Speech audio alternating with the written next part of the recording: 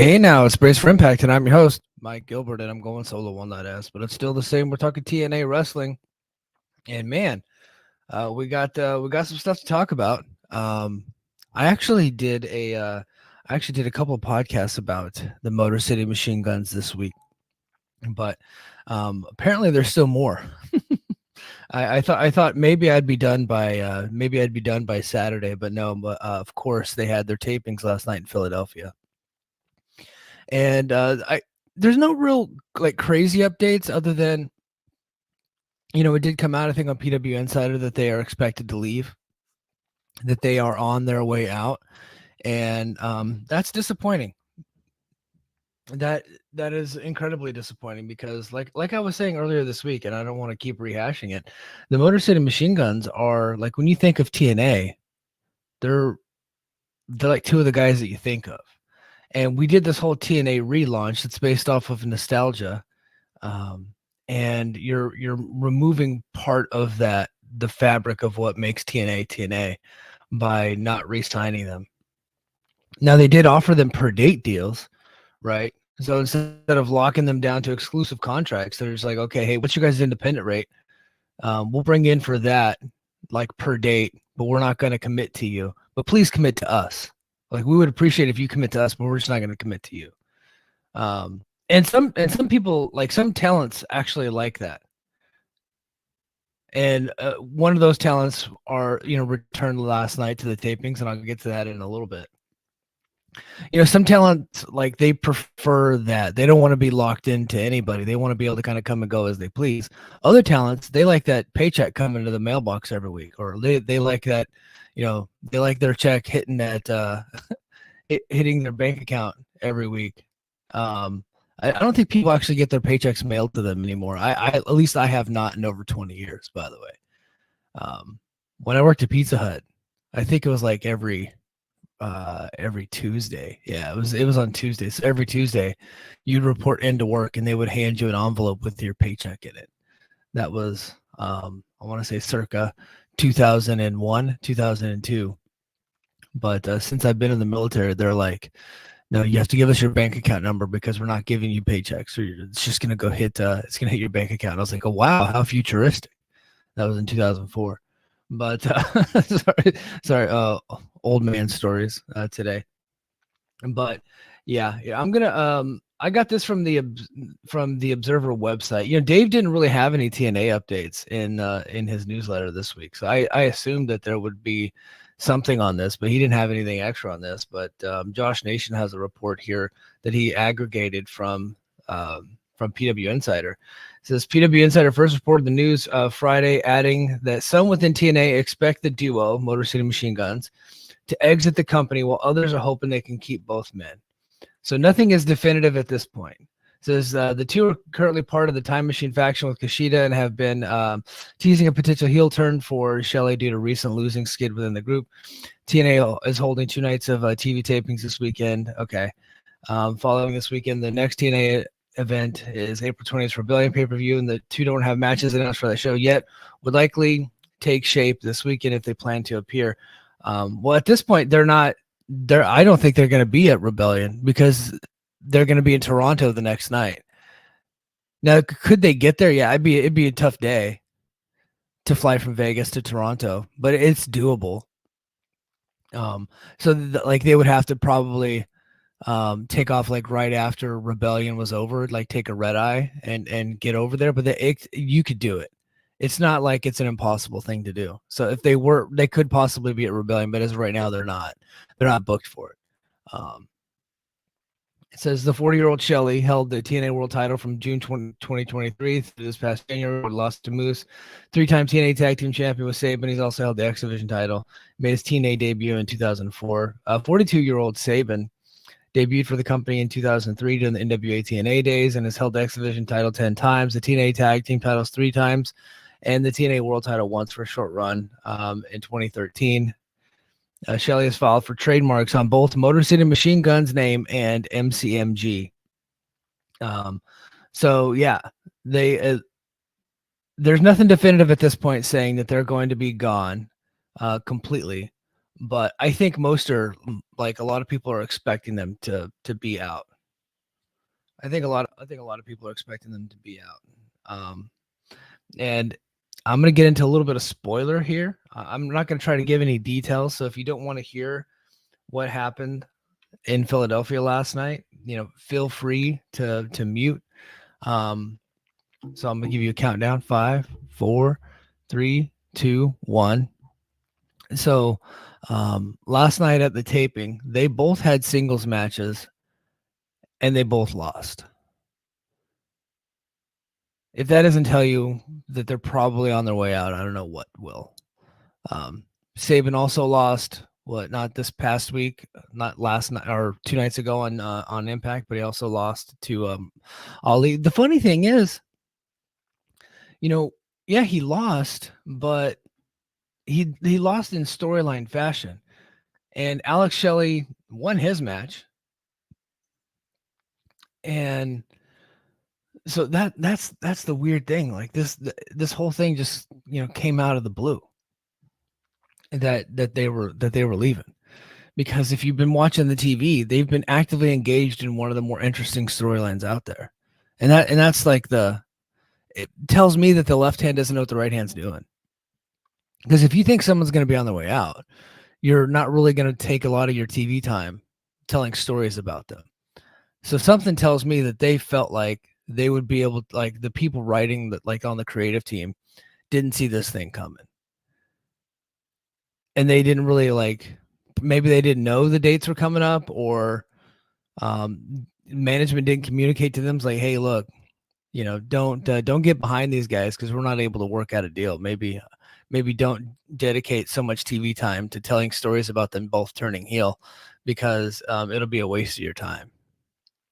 And that's exactly what we got. Like they kind of, now again, if they end up working something out where the Machine Guns keep coming back on this per date deal, then they didn't waste any time, but it doesn't look like they are.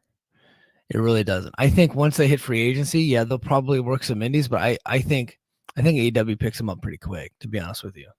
And they should. The tag team division in AEW, which was once the most stacked division in all of pro wrestling, like nobody had a better tag team division than them. Just by sheer volume of tag teams, and like they're so top heavy with great teams, because they had also brought in like all the Ring of Honor talents too. So they had all the great tag teams. What was missing was the Motor City Machine Guns, and they would fit in naturally there. Even if they bring them in and like they're challenging the Kingdom for the Ring of Honor tag team titles, like that would be awesome for them. I think that they have a close relationship with the Young Bucks. I think Tony Khan is a big fan of theirs. I think FTR is a big fan of theirs. I could just see them going over there, fitting in real nicely, and with no trouble whatsoever. And I talked about it this past Thursday. Like if you bring them in like day one, I would rank them right behind the Young Bucks and FTR. I would slot them right in behind them. They're that good. They don't have the exposure yet, but they're that good. And I think that the AEW audience will take to them pretty quickly. I don't think it would take very much to get them over in AEW. I don't think that would be a tough thing at all. So, but this, the Motor City Machine Guns, not being renewed and being offered per day deal, kind of seems like that's what they're going to be doing going forward. Maybe not, obviously not for everybody, but there's a rumor that's what they offered Macklin. And the tapings last night were very interesting for Macklin. It's a little bit confusing results there. So, but there's a rumor that's what they offered Macklin too. It was like, hey, we don't want you on a full time, but we'll give you a per date deal, and you can just stick around until you go find out work elsewhere. And so we'll probably start seeing them use talents that are bouncing around between NWA, MLW, and TNA. Kind of like AJ Francis is on all three. They brought in another guy last night that's on all three, right? We'll start seeing that. That's kind of like, hey, look, we're not going to cut the budget completely, But what we're not going to do is we're going to rely more on freelance talent than having these guys on these guaranteed contracts. They still have some, like obviously they just signed a bunch of people, Hammerstone being the latest. But now we're going to see them kind of incorporate more freelance talent onto the programs, and that makes it difficult to tell consistent stories. It can be done, right? It can be done, but as we've seen, like they had to kind of book around Nemeth not being there. You know, they did it recently where Nemeth went to Puerto Rico and then he had to go to Japan because those dates were more important to him than TNA, right? So, can they fully, they never really fully got behind Steve Maclin, but now can they go if Maclin 6 round per date, can they? Because what if he gets, if they're just going to pay him his independent rate, can they really get actively engaged with him in a big storyline? They can, but it makes it more difficult for the booking team to book around the fact that maybe Maclin might want to just work Pro Wrestling Revolver during a weekend that they're taping a month of television, right? Like Mac's like, well, no, guys, look, you didn't have your dates out enough, and Wrestling Revolver or Prestige Wrestling or whatever he's getting booked at. I booked this, 3 or 4 months in advance. I'm keeping that date, and I'm not taking your date. That gets to be difficult. So, is it complete doom and gloom? Well, no. Does it signify that budget cuts are probably coming? Yeah. But not like the extreme budget cuts that we were thinking. I think when people thought budget cuts were coming, they were probably thinking of the, 2017 era when we lost, EC3 and Lashley and all these people all at once. It was like 15 people. It was significant amount of people. They cut the contracts. And then they brought in all those people on the Lucha Underground deals, right? And that's how they supplemented. And then they brought in a lot of freelance talent. And then they brought in a lot of people just from like Scott D'Amore's wrestling school. So like they brought in like Rohit Raju and Fallah Bahh and all these guys. And so, I think it's okay to use freelance talent. I don't mind it to an extent, but again, one of the troubles that TNA has is with identity. Is separating themselves from not only from AEW, but separating themselves from MLW and NWA, who at times, while I don't think they're all that close, there have been times where they were nipping at their heels a little bit. Both of those promotions, and they're going to compete for talent. Well, it's like they're going to not stop completely, but they might not be competing for talent. It's like, hey, look, we'll take you on a per date, and you can keep working NWA, you can keep working MLW, right? But if say that you're somebody, and there's not that many people. Say you're somebody that just likes to watch NWA. You're probably not gonna watch Impact to see AJ Francis because you already have him on your TV. You know what I mean? It's not gonna be that many people. It's not gonna make a significant difference. But I'm just like using that as an example. That could be really tough. So I'm gonna get into another spoiler. And those of you that are watching on Patreon, you probably already know. And Josiah, I see you in the chat. I'm gonna get to you in a sec. Those of you that are on Patreon, you probably already know what I'm about to say. So I'm gonna give you a little countdown here. Spoiler alert: 5, 4, 3, 2, 1. Matt Cardona returned last night. Matt Cardona is the quintessential freelancer. He stopped coming for a while because they didn't want to book him anymore because it was difficult to book that guy because he is a freelancer that works everywhere. So it was difficult to consistently book him into storylines, and it's difficult to get completely behind him because in 2022, and I'll say this till I'm blue in the face, Matt Cardona should have been their world champion. And I love Josh Alexander, but Matt Cardona peaked 2 years ago. He really did. And that's when they should have, really got behind him, but they couldn't. Why? Because, they they would try to book him 6 months out, and he'd be like, "Oh, sorry, I got Game Changer that weekend. Oh, sorry, I'm going to Australia that weekend." It's like, well, can you prioritize us? No, you're not paying me enough. I was like, oh, okay. So he was like, he was not going to forego like his dates at a lot of these smaller places because TNA was not willing to outbid them. And it's as simple as that. And so they were trying to get him on a guaranteed deal that probably would come up with a little bit of a pay raise per date. But he's making so much money going wherever he wants, having his own schedule, selling all his merch, that he's like, no, it's not worth it to him. Like they would have to give him a stupid amount of money for him to turn all that down. So we just haven't seen him regularly for a long time. In fact, I think the last I think he came in 2022. I think that was the year he got hurt.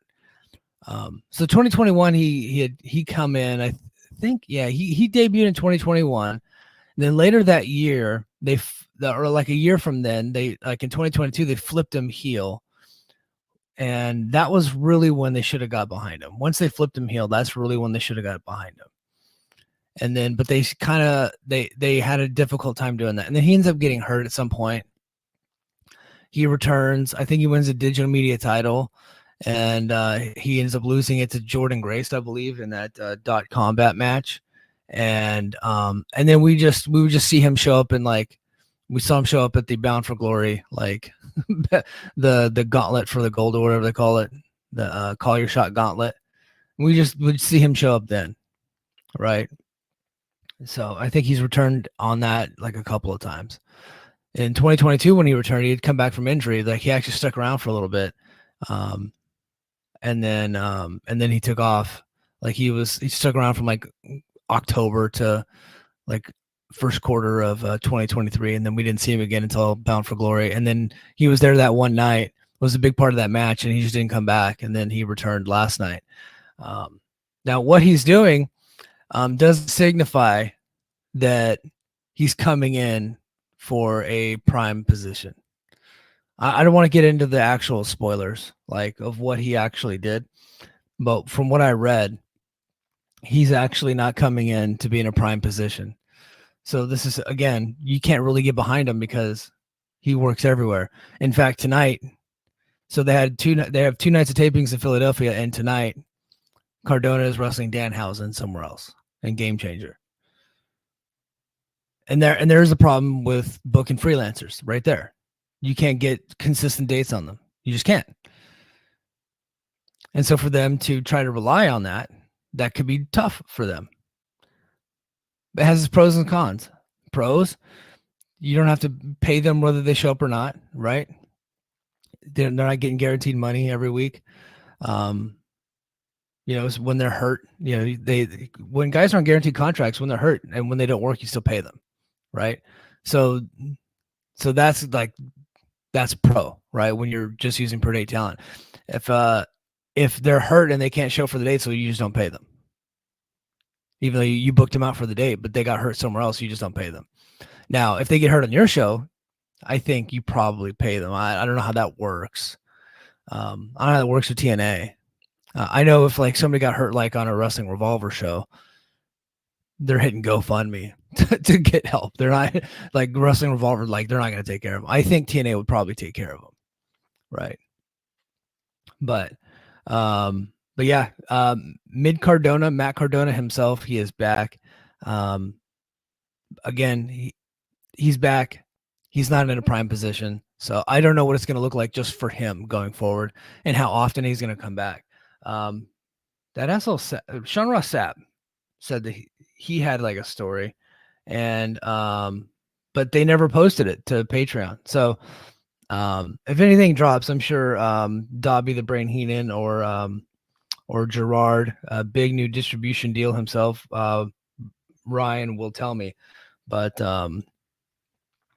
yeah, nothing has really dropped. So like there is some news, and I think the news is that like he's not signed there. I think that's it. So if that's the case, then there's no real update. Like we all know that, especially considering he's working Game Changer tonight. So, but I keep refreshing my Brace for Impact chat over there. Oh, okay. So Josiah is the only one popping in the chat right now, so I'm gonna get to some of his comments. He says TNA is transforming into a super indie. ROH was going to be before TK bought them. What they're doing isn't really much different than what they have been doing. They've been using freelancers for ever since D'Amore and Callis took over. That's been a big part of what they do. So they keep their like core tight, right? They have like their top 10, and then everybody else is like freelancers. Well, D'Amore over the last couple of years has been expanding that, right? He's been expanding that. And I think that's where like the bean counters are coming in, and they're going to reel it back in a little bit. And I think that's just what we're seeing. But that's just what they've always been. Well, since the D'Amore era, that's what they've been. D'Amore just kind of got away from it a little bit, which I think rightfully so. Now I don't know the finances. I don't know the financials. You would think they can afford it now after the success of Hard to Kill and after TNA Plus seemingly has had improved subscription numbers. At least that's what we're being told. I don't know what that entails though. So I don't know how good it is or how good it's not. Nobody knows. They don't release the numbers, but one would assume that it's good. You would think that if a Rebellion does pretty good, maybe they would be like, okay, not be so tight with the money, and keep guys around. So here's the thing. I don't really have like a complete issue with them using freelancers. I think it's fine to use freelancers. I just don't think the machine guns should be those.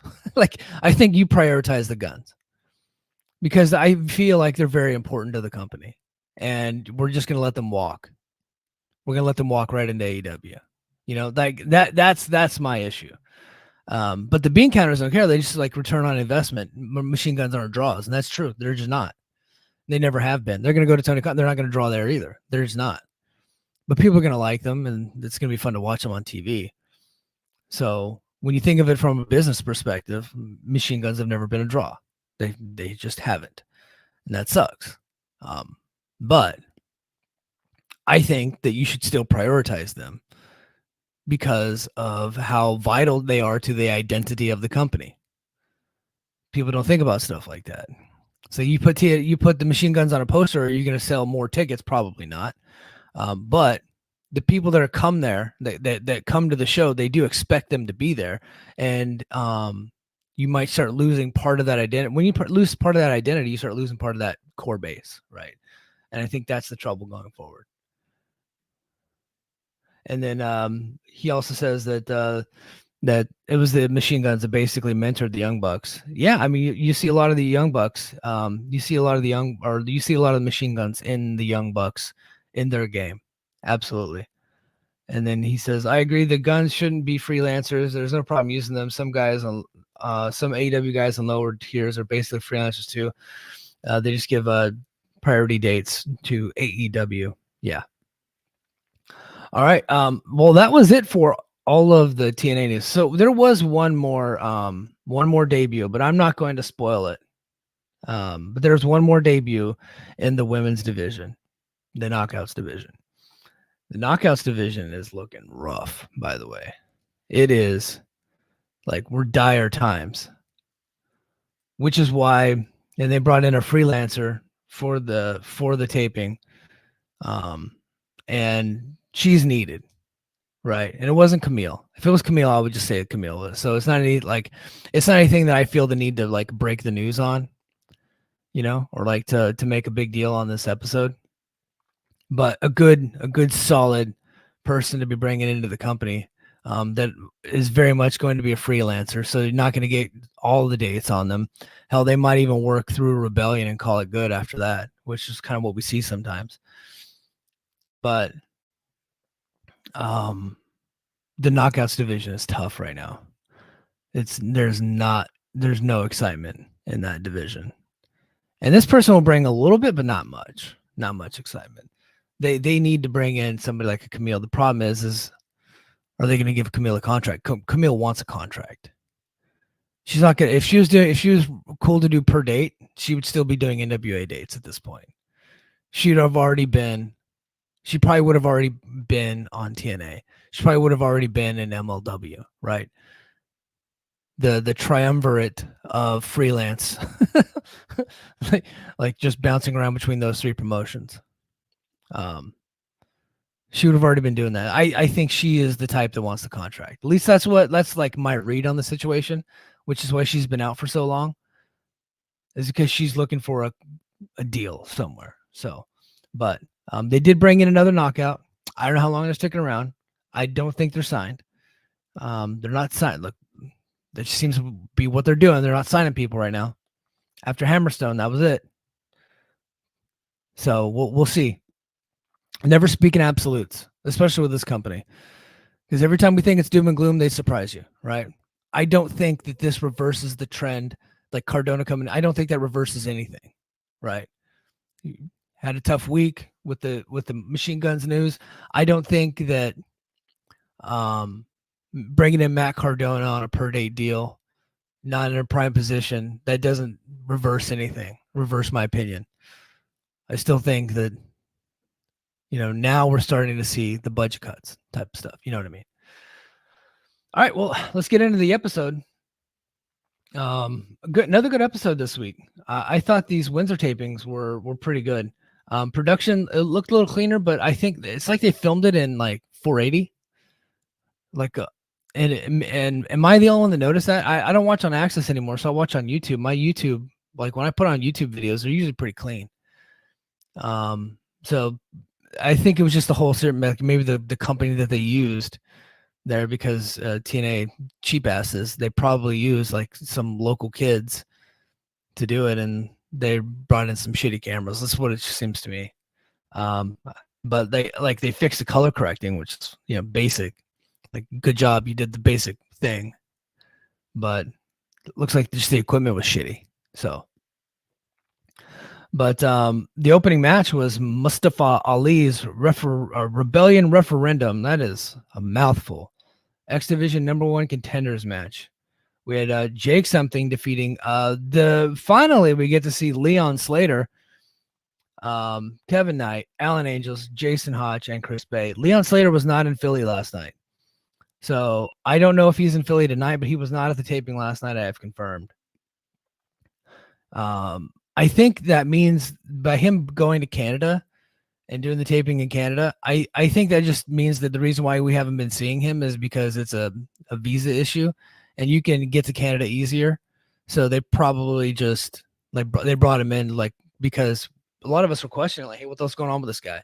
You said you signed him, but we have not seen him.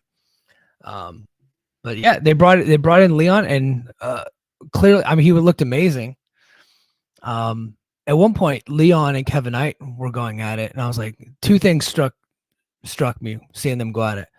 The first thing is I thought they were brothers, like they're the same height. They're probably both like 6'1", probably both 190 pounds. They have similar haircuts. I was like, it's like the Spider-Man meme. And they work similar styles. So it's like, it just kind of struck me that I was like, wow. It's kind of like they're like looking in the mirror. And then I was like, man, this would be a great tag team. It's like, no, because I want to see them wrestle each other again. But then now I kind of want to see them like become a tag team. I'd like to see them put on a little bit more muscle, and then work together as a tag team. That would be cool. I think that would be awesome. But both guys are so amazing. I love both of those dudes. They're fantastic. And I really like this match. The booking was wonky. So Jake Something, the moment he entered the match, we knew exactly who was winning because they've been teasing him challenging Ali since I think No Surrender. So he lost to Kazarian in the lead up to No Surrender, right? And then just immediately declared that he was coming for the X Division title in a vignette. So they're trying to get everybody to forget that he had lost. They move him into the X Division, and then he's been squashing dudes ever since. And then now they put him in this match, and now he is the #1 contender. And so we knew exactly who was winning. But I like Slater being in the match. I like Kevin Knight being in the match. Alan Angels being in the match is fine. It didn't make sense that Chris Bay was in the match. I just felt like that he was just an extra body. It didn't make any sense because ABC's been in they've been teaming. He's in a tag team, but they just kind of threw him in this match, so we knew he wasn't going to win.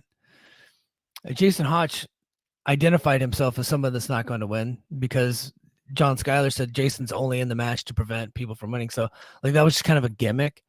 And so clearly he was the one that was going to take the pin, and he did. But all of that like wonkiness aside, I thought the match was really good. And I got to say, I really liked Ali on commentary, showing tons of fear for Jake something. I thought that worked. That was really good. That was classic pro wrestling. That was really good. And then when Jake won, he goes, "What? This makes no sense. There's got to be limits." And now he's like identifying, hey, we need limits to this X Division, which is a good heel move because X Division is about no limits, obviously. So I dug that whole thing. Everything about it. And I really liked just how scared Ali was after the match was over when he found out that Jake had won. But the whole match was him, like them telling you that Jake's going to win, and Ali is mad that Jake's even in the match because he's so big. But it's like I don't have a problem with it.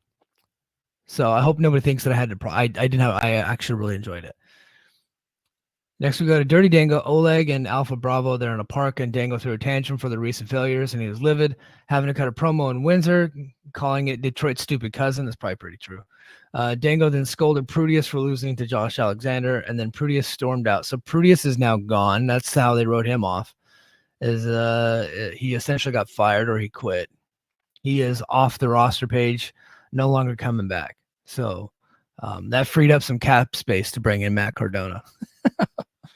And then Gia Miller interviewed AJ Francis and Rich Swann. Miller asked them for an explanation why Swann betrayed Joe Hendry, but Francis said the crowd would get a response next week in the ring, and so they did do that last night. So that'll be coming up this week. They have a new team name too, so pretty cool.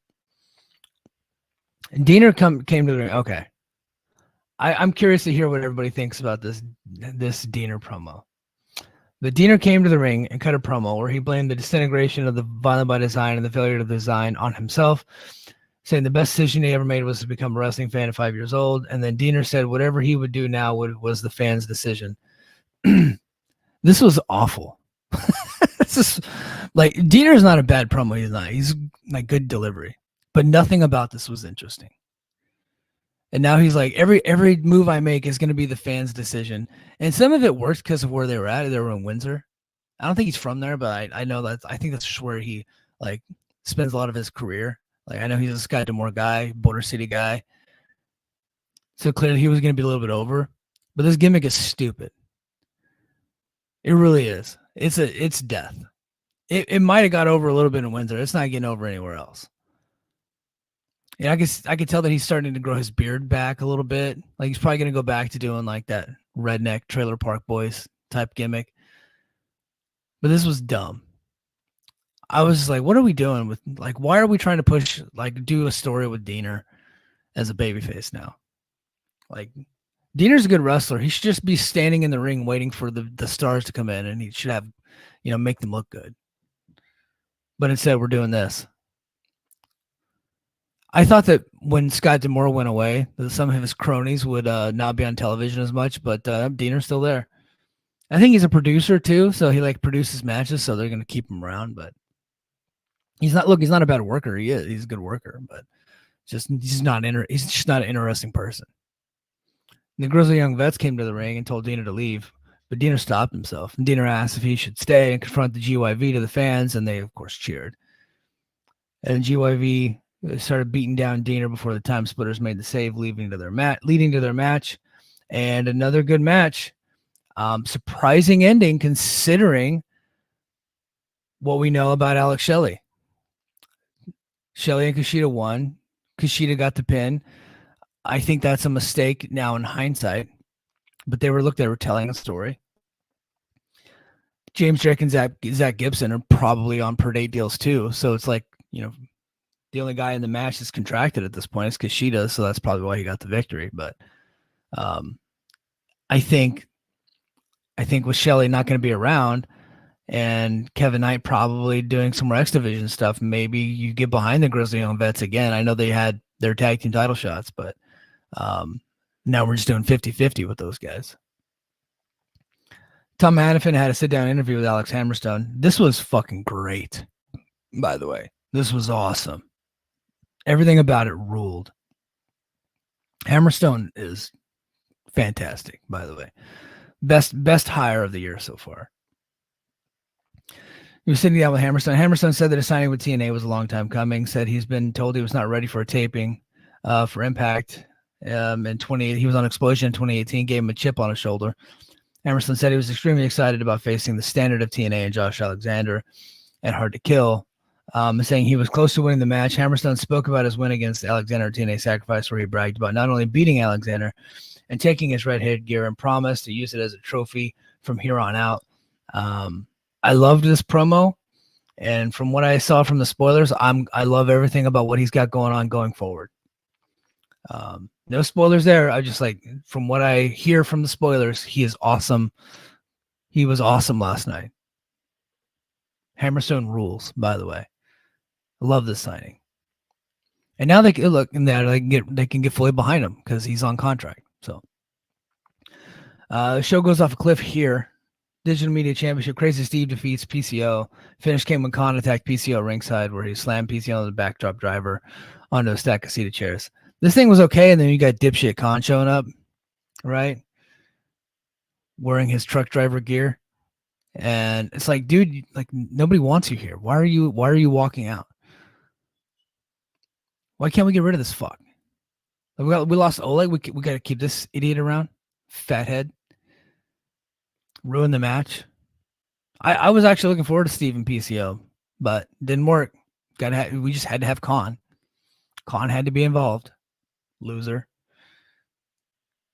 Decay. They cut a promo backstage where they wanted a shot at the TNA Knockouts tag titles. MK Ultra interrupted them and saying they were first in line. Yeah, they're all gonna be in the match. Like, we saw that coming. They're just gonna put everybody in the same match. That's fine. Then Eric Young appeared on the ramp to cut a promo where Young called out Frankie Kazarian before challenging him into a Full Metal Mayhem match at Rebellion. So yeah, Full Metal Mayhem match. That should be really good. Both these guys they very good at like laying out all these types of matches. So I think it's going to be awesome. Very much looking forward to that. That should be one of the top rated matches at Rebellion. I like this feud. I really do. And I like this promo. Eric Young's a great promo. So I like everything that they're doing with this. And then we get Ash by Botox. She defeats Silesia Sparks, local job talent. She actually looked good, by the way. She looked like she could probably go a little bit. So Elegance attacked Sparks after the match, but Zaya Brookside came to the ring to make the save. There's one moment in the match. So everybody's like complimenting her swanton. It's a very basic swanton. It's like she can execute it, so she did good. I think she went like halfway across the ring, so that was cool. So she did a good job there. But there was one where she was gonna do like a cartwheel splash, and she was like, you can tell she was aiming for Sparks's knees. and it was so obvious that's what she was doing, and then Sparks barely got her knees up.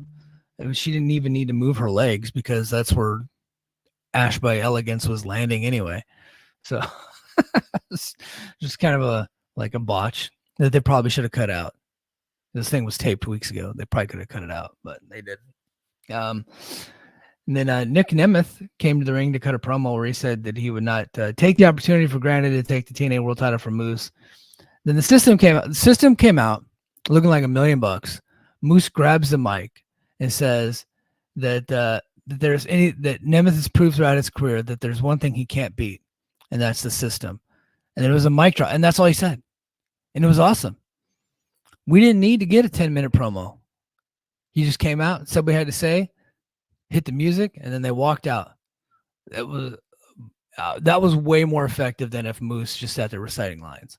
It ruled. It really did. It really was awesome. And honestly, at this point, I'm like loving this episode. The PCO match aside, like I thought that everything was just like paced very well. Nothing really overstayed its welcome. I thought that like just all through, it was just a really easy show to watch.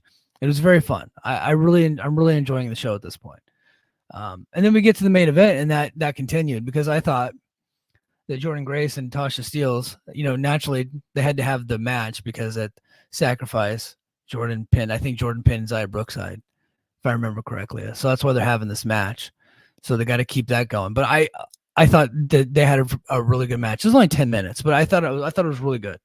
And I thought it was better than the triple threat match that they had at No Surrender. So definitely an improvement there.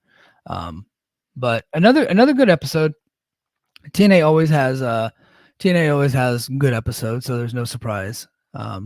They announced a couple more matches for Rebellion, and so good stuff. Not much to like write home about. If you want to just see a good match, of course TNA, part of their paint by numbers that they do is they bookend their shows. They open with a good match and they close with a good match, and that's exactly what happened here. But we also got Time Splitters versus the Grizzly Young Vets, which I thought was very good. But the opening match and the main event match would have been released on YouTube. So if you just want to check those out, they're available. They're like a little over 10 minutes. I think the opening match was like 17 because they had all the entrances, but both were like they ran about 10 minutes long. So good stuff. Like I thought this was a pretty good episode. I probably most impressed by like Ali's character work, and I'm curious to see where they're going to go from here. And then next week in Philly, we're going to see some cool stuff. So I do appreciate everybody joining me today. Like, Josiah in the chat, thank you very much. Everybody hang out on Patreon. Go to patreon.com/the Mike and J Show. And until next time, mahalo.